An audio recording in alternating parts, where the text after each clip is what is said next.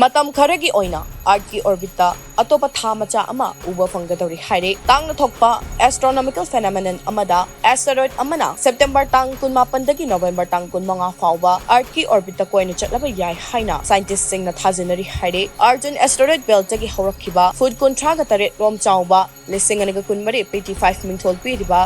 asteroid asibo akhang ahai singna Arki orbita koiduna chatkani haibagi damak mini moon second moon haina sukauri